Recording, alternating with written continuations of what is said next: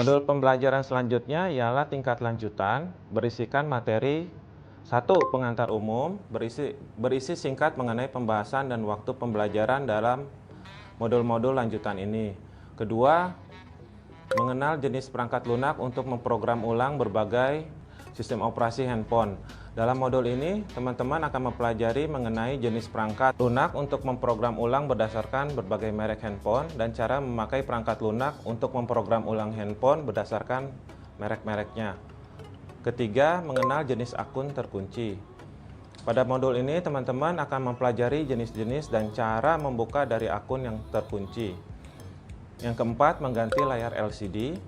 Pada modul ini, teman-teman akan mempelajari bagaimana mengganti beberapa tipe LCD handphone. Yang kelima, pengenalan jenis dongle dan kegunaannya. Pada modul ini, teman-teman akan diperkenalkan dengan dongle yang umum digunakan, fungsi-fungsinya, serta aplikasinya ke berbagai macam merek handphone. Lalu, untuk pembelajaran modul terakhir ialah kelas mahir. Sebagai gambaran berikut apa yang akan kita pelajari. 1. Pengantar umum atau pembukaan, berisi singkat mengenai pembahasan dan waktu pembelajaran dalam modul-modul mahir. Kedua, memprogram handphone mati total dengan eMMC Programmer. Dalam modul ini, teman-teman akan mempelajari jenis-jenis eMMC yang ada, yang umum beredar, dan cara menggunakan eMMC Programmer. Ketiga, panduan mencabut eMMC, mencetak ulang eMMC. Pada modul ini, teman-teman akan mempelajari bagaimana mengangkat atau mencabut IC eMMC dan mencetak bola timah pada eMMC.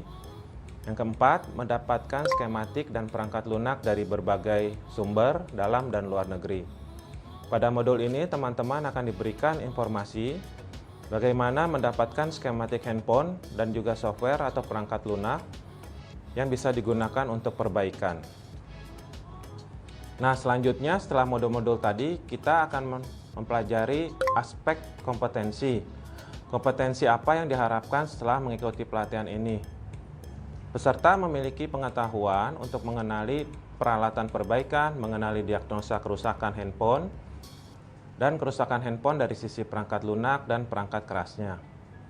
Selain itu, peserta diharapkan memiliki keterampilan untuk memperbaiki kerusakan yang ada pada handphone, serta memiliki sikap dan karakter yang baik, serta memberikan kepuasan pada pelanggan. Metode ajar.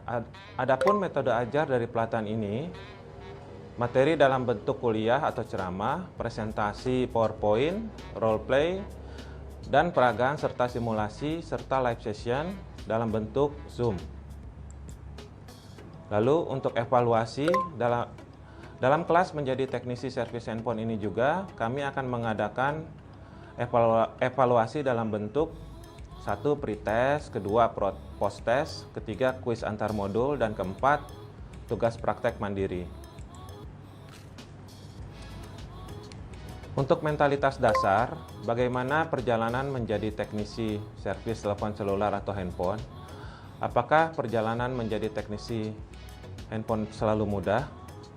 Sikap mental seperti apa yang dimiliki seorang teknisi? Dari pengalaman profesional saya, teknisi handphone perlu memiliki ilmu elektronika dasar. Tapi bukan hanya itu saja, namun membutuhkan pula kepekaan dan feeling, karena keberhasilan dalam perbaikan bisa terjadi karena kepekaan tersebut. Bagaimana melatih kepekaan? Tentunya dari saling berbagi ilmu, juga troubleshooting yang cukup, dan juga pengalaman dalam melakukan kegiatan perbaikan. Makin sering dan makin banyak perbaikan, maka kepekaan perbaikan bisa semakin tajam. Hal lainnya juga, bila teman-teman bekerja, usahakan jujur dan memiliki integritas yang tinggi. Karena tak jarang yang berilmu tinggi, namun jatuh karena tergiur akan pendapatan yang lebih dan tidak halal. Bila kita memiliki usaha sendiri dalam bidang perbaikan perangkat handphone, maka perhatikan lokasi yang cukup strategis, di mana makin sedikit pemain makin bagus tentunya, dan ada potensi pasar yang besar di sana. Selanjutnya memiliki komitmen dan konsistensi untuk melayani dan menekuni usaha perbaikan ini. Oh ya, teman-teman sebaiknya juga punya rekanan dalam hal suplai peralatan dan suku cadang, di mana bisa membantu usaha teman-teman dalam hal ini. Misal supplier tersebut memberikan suku cadang yang berkualitas bagus, harga yang kompetitif, dan bisa bantu memberikan jangka waktu pembayaran. Dengan memiliki usaha sendiri, maka waktu teman-teman akan lebih fleksibel. Misalnya bisa buka siang hingga malam, atau bila ada kegiatan lain, misal kuliah atau lainnya, maka bisa buka mulai sore jam 16, dan silahkan waktunya diatur sendiri oleh teman-teman. Lalu jaringan teman-teman seprofesi juga diperlukan. Di zaman sekarang bisa dicapai dengan mencari grup tersebut di beragam media sosial. Lalu apa sih tantangannya dalam membuka usaha perbaikan handphone?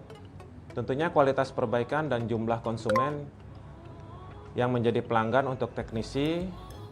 Tantangan kita lainnya ialah jumlah model handphone yang terus berkembang dengan cepat, sehingga variasi suku cadang dan software pun semakin banyak.